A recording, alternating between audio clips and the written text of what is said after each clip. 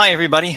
Welcome to the reboot of Lead with Love. Today, we're going to have 3 or 4 topics of different areas that we're going to cover and share with you those things that have come to light, whether it be through the media or through just plain experience. Basically, my personal experience, try to share with you some of the things that went wrong and some of the things that you can help with. One of those being dental insurance claims. So stay tuned right now. Lead with Hi,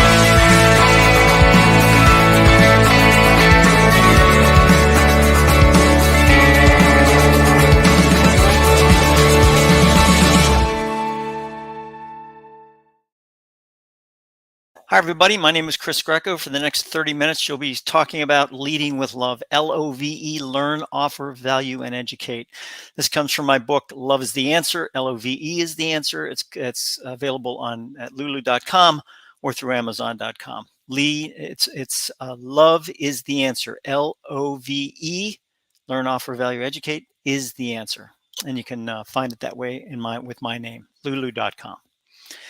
So let's talk about the different topics we're going to talk about today, because I think that's important to take them one at a time. First of all, and this is very important, and just understand that I think of a lot of reference material. There's a lot of books that can be used as reference material, and one of those books is the Bible. And some people may find that offensive, and I'm sorry. If you find the Bible offensive, if you find that quoting the Bible is offensive, if you find that using the Bible is offensive, then, by all means, I truly understand that. The second topic is going to be about dental insurance claims. And the third is going to be talking about music as data, which is interesting in of itself.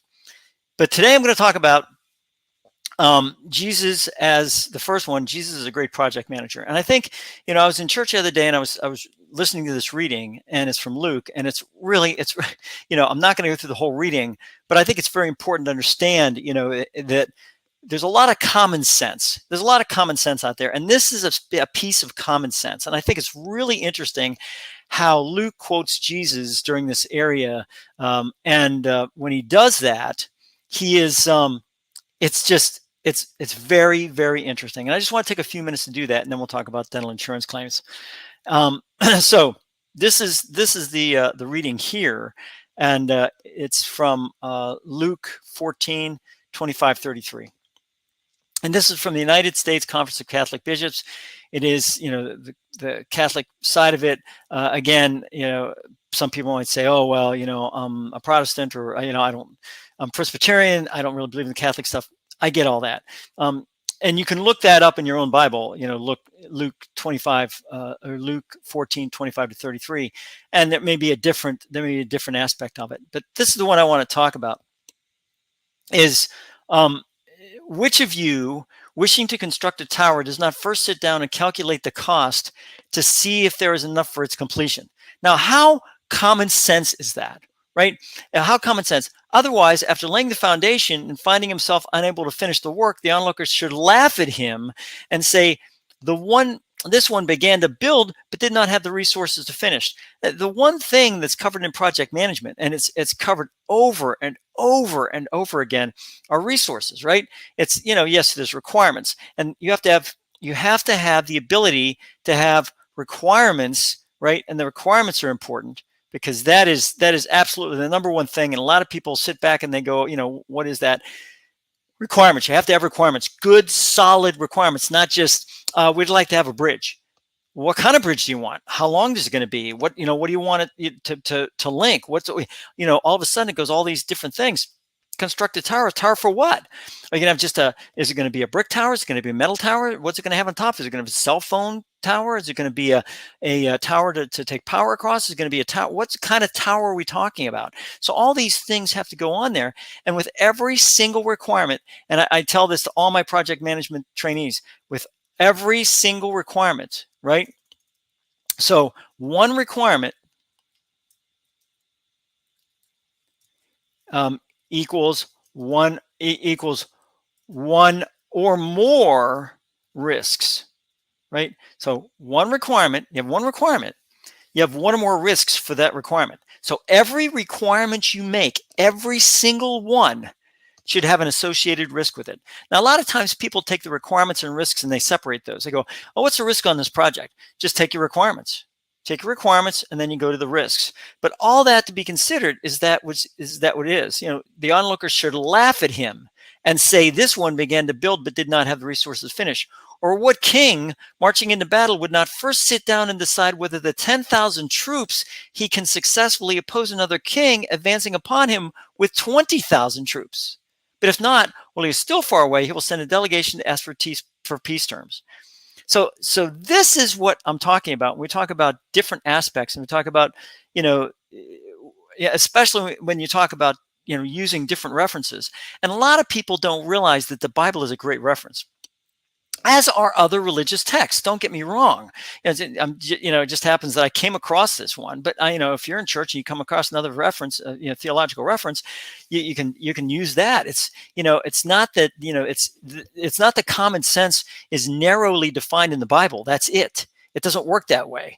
Common sense is common sense, and it's throughout our whatever references you want to read. So all these things taken into consideration, you have that ability to take a look at your references and then use them for what you need to do. So that is a very important part of that. And I wanted to cover that because I think it's funny that we come across these things. I just want to share them with you. That's what this show is about. This show is about sharing. It's about, sharing different aspects. And look, if you want to share something, if you want me to share something on the air, there is the email right there. Just give me an email and say, hey, Chris, something happened to me I want to share.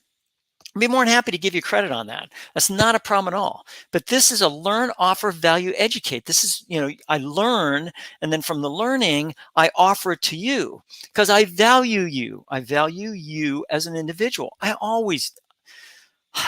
It took me a long time to do that, a long time to value people, as a person I need to share with.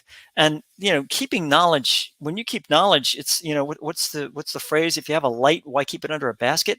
I mean, it makes no sense, share the light with others. So that's what I'm trying to do, is share with you that aspect. So let's talk about the second topic that we're going to talk about today, which is dental insurance claims. This is pretty important. So I want to make sure that I covered very well. So what I did was I tried to put as many things as possible in here so that it works. So I tried this doodly. It's pretty cool. So basically, what we're going to talk about today, and this is kind of the aspect that we want to cover, is dental insurance, right? And then we have the different subtopics. What to pay, right? What do I pay? When do I pay it, right? Very important. And then, should I pay it? Should I pay it? So what to pay, and what we're going to do is start there, right? What does the explanation of benefits say? What they call the EOB, right? And we'll actually give an example of an EOB here in a second. But does it have zero in the amount you owe, right? So these questions, when we talk about these questions, what to pay is, what does your EOB say? And then, does it have a $0 amount in the amount you owe column? And then, these questions are really the most important. And because of that, we're going to take a look at an EOB, an actual honest to goodness EOB here. So this is an EOB. Right? This is now everything is redacted that has to do with that. But you can see, there was a porcelain ceramic crown here. There's a core buildup, and then you have here amount you owe. Now I'm going to bring this up a little bit here so you can see it. The amount you owe is $0. $0. Now it just so happens that the insurance company and the dental clinic have an agreement that the dental clinic will not charge you any more than the insurance company will allow.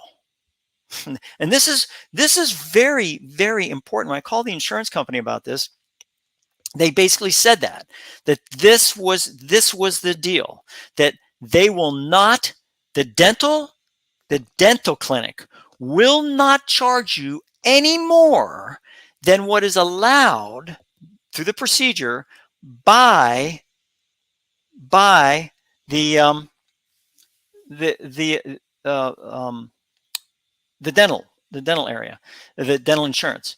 So the amount allowed is zero, but your amount you owe is zero. And this is in blue, but for a reason, right?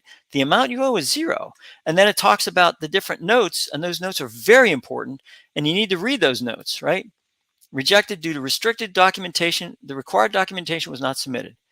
Your provider has been contacted.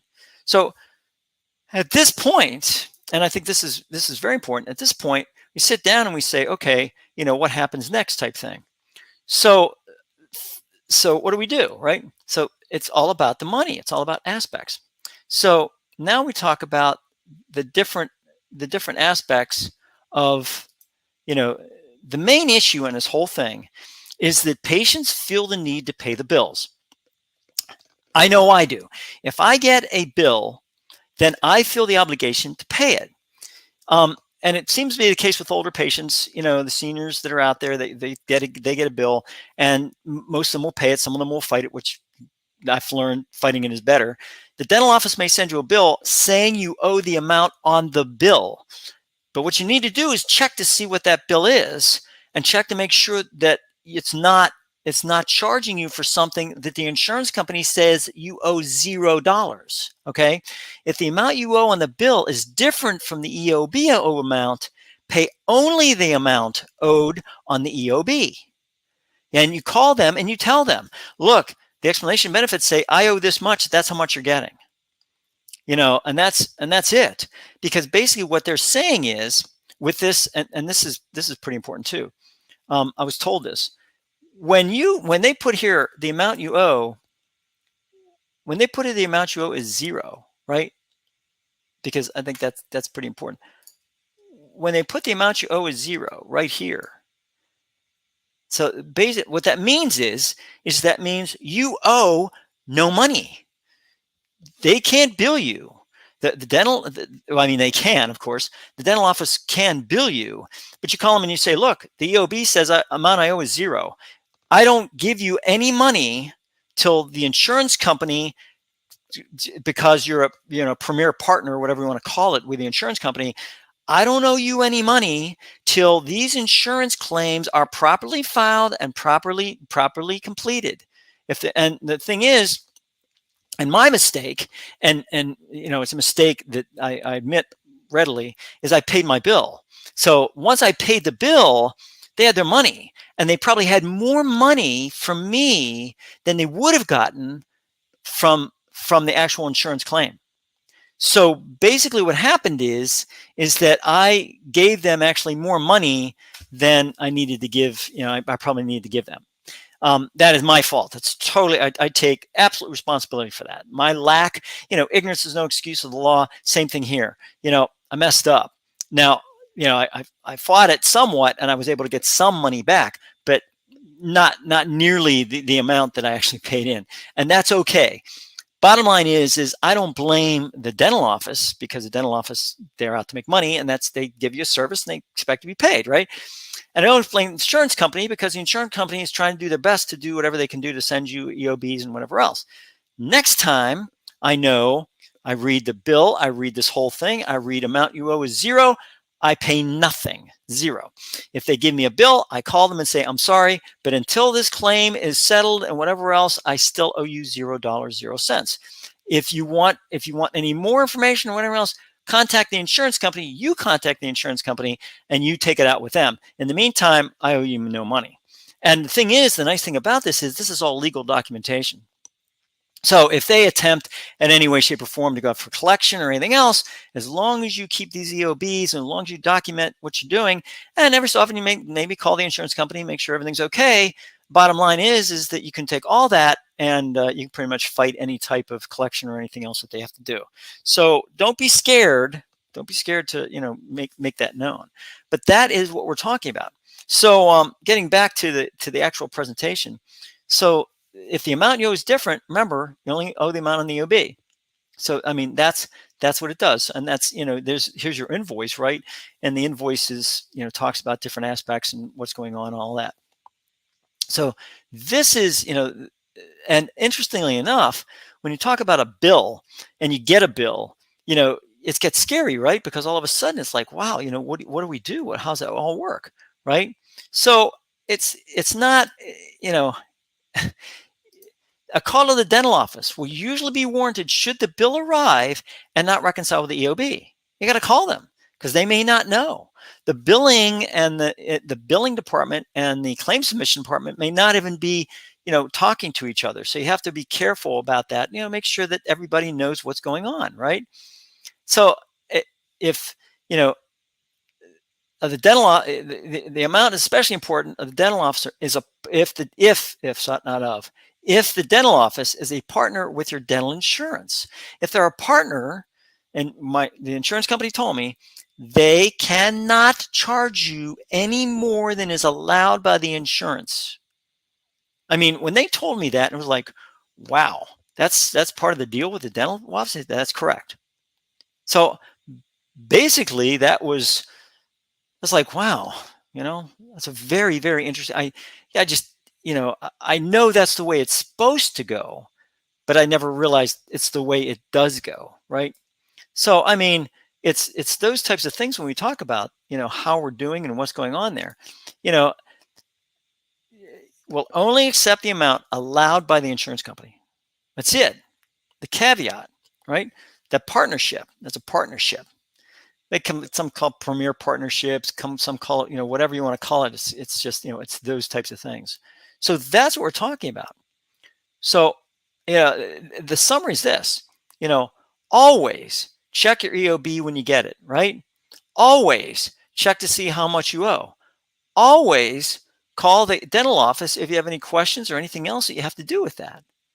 I mean, it really is interesting from the standpoint of people, and they talk about different aspects of it. And, and oh yeah, and one last thing. If you already have an account on your dental insurance, website, you can track your claim. And that's what they said to do. And the nice thing about it is, this could be useful if you have any issues, if you have anything that goes along with that, if you have any, if something happens in a specific procedure, then you have that ability to be able to do what needs to be done to make that claim good, right? So, I mean, you do not want to spend any more than you need to, especially on people with fixed income, right? I mean, if you want to do that, well, then, there's going to be an issue, because if you want to spend more money, go for it. Any company, anything that gives you a service, you want to spend more money for it, they'll take it in a second. But you don't want to do that. You want to pay that which is just, that which is deserved, earned, whatever you want to call it.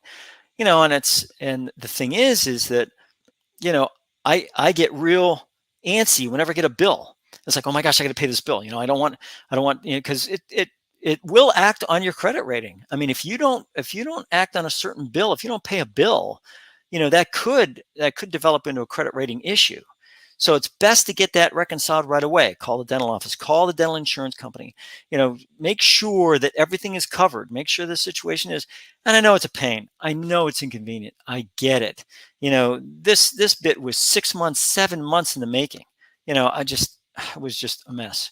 And I learned a good lesson. I really did learn a good lesson from this whole thing.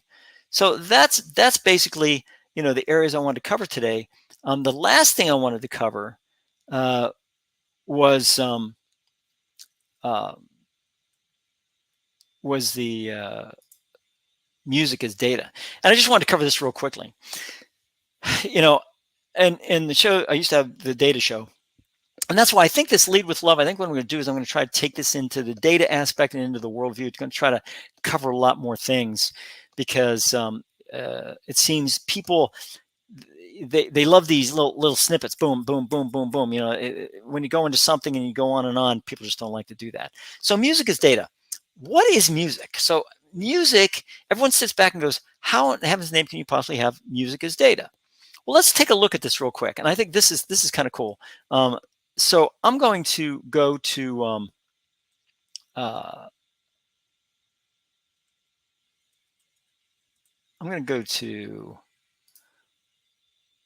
well, first of all, I want to make a shameless plug. That analyst walks into a bar graph.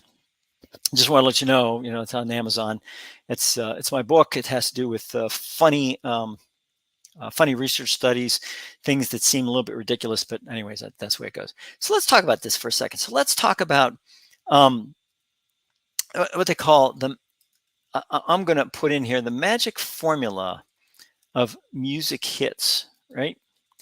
And say, what is that? 10 secret pop music formulas, right? Simply put, there's no magic formula that allows songwriters to write hit songs. Established guidelines do that, right? Then it says, songwriting formula, 8 tips for 2020, right? Song length, don't bore us, get to the chorus. Hook, line, and sinker, memorable hook. Key to success, believe it or not, whether a song can be so all these things, they do that. Now, how do they do that?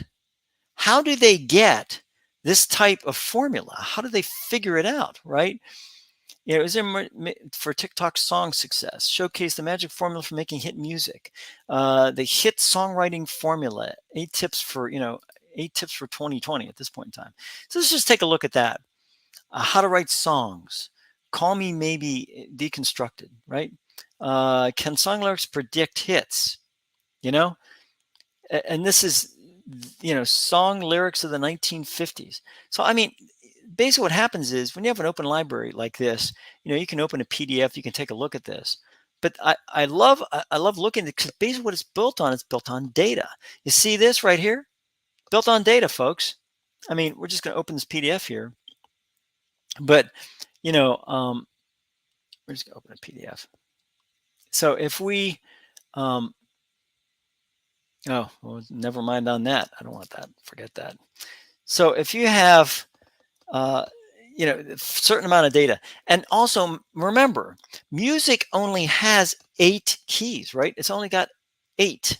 I mean, when you take a look at this, so let's just take a look at it real quick.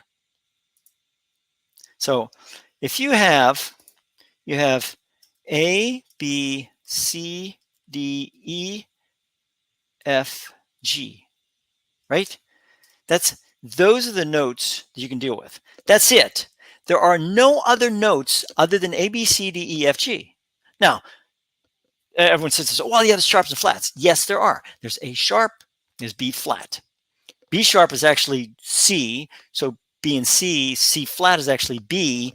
C sharp, D flat, E and F, there's no sharps, flats, F and G. So those are the things you have to deal with, right? So how does that work? Well, the easiest thing to do when you're creating a database is to take a simple thing, is to take the number, right? What they call a count of each note, right? So that's what I would start out with. I would start out with a song, maybe a top 100 hit, whatever it is. Take the count of each note. How many A's are there? How many B's? How many C's? How many D's? How many E's? How many F's? How many G's? How many A sharps? B sharps? Or B flats? How many C sharps? How many D flats? How many D sharps? How many E flats? How many F sharps? How many G flats? How many G sharps, right? So you have all those, and then I would take the count of that and figure out, okay, there's a count. Then what you can do is you can take, so that would be the count of each number, each note. Then I would say the adjoining note, right? So which one adjoins the other one? Is there an E next to an F? Is there an F sharp next to a G? Is there, so all those different combinations. Now that's a lot of combinations, right? Basically 8 to the 10th. I mean, there's a lot of combinations there. But you could see if there's like one that actually stands out, and that's the adjoining note on either side. Or and the thing is also then next is going to be the timing, right? What's the timing on that? How does the timing work? So all these things you can start to build a literal database of music, and And then you can sit there and say, okay, well, what's the top 100 hit? Oh, this. Okay, what's the top 100 hit? This one. Is there any similarities between those? Is there any similarities that, of timing? Is there any similarities between a key? Is there any similarities between the number of notes? All these things go into, how that all works. So I just, thought I'd throw that out at you as saying because a lot of people have told me in the past that, data is data, but you can do anything. You can make anything data. You can make anything data, anything, name it. Email me, say, Chris, can you make this data? Yeah, you can. Here's how it's done. You can actually a step-by-step approach on all those things that go along with that.